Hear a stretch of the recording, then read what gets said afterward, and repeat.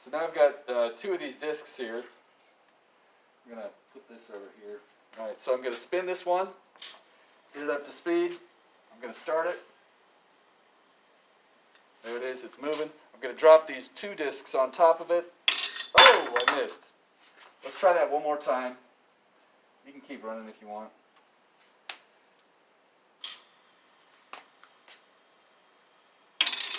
Ah! One more try, one more try.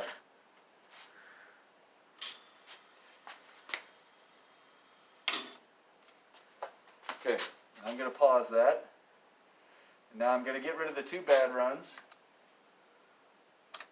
Hopefully I don't hit the wrong button and screw this all up.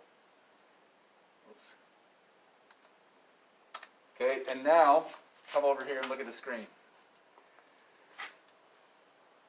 This should be just before the collision. Just before the collision at 4.7 seconds. That should be just after the collision at about 5.15 seconds. And remember, these are units of degrees per second. That's it.